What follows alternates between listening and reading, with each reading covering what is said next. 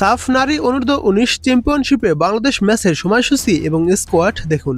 এই মাসের ৩১ তারিখ থেকে নেপালে হবে সাফ নারী অনূর্ধ্ব ১৯ চ্যাম্পিয়নশিপ।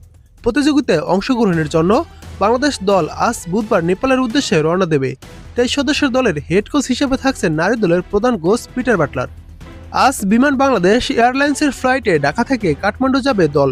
হযরত শাহজালাল আন্তর্জাতিক বিমানবন্দর থেকে বাংলাদেশ দলকে বহন করা বিমানটি যাত্রা শুরু করবে সন্ধ্যা ৬:৩০টায়।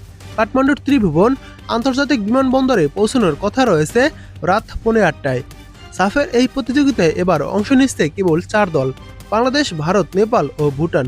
একই গ্রুপে থাকা দলগুলো একে অপরের বিপক্ষে একটি করে ম্যাচ খেলবে। এরপর পয়েন্ট টেবিলের শীর্ষ ২ দলকে নিয়ে ৭ ফেব্রুয়ারি হবে ফাইনাল। এবার দেখুন বাংলাদেশের স্কোয়াড, তারপর দেখাবো ম্যাচের সময়সূচি। গোলকিপার মোসাম্মদ ইয়ারজান বেগম, মেঘলা রানী রায়, ঈশিতা ত্রিপুরা। ডিফেন্ডার হিসেবে যারা রয়েছে: মোসাম্মদ জয়নব বিবি রীতা, অর্পিতা বিশ্বাস অর্পিতা, সুরভি রানী, ক্রানুচি মারমা ও পূজা দাস। মিডফিল্ডার হিসেবে যারা রয়েছে: প্রমিতা মুন্ডা, মোসাম্মদ সুরভি আক্তার আফরিন, মোসাম্মদ মুন্নি আক্তার, শান্তি মার্ডি, মোসাম্মদ বন্যা খাতুন, রূপা আক্তার, মোসাম্মদ মমিতা খাতুন, থুইনুয়ে মারমা, মোসাম্মদ মীরা খাতুন।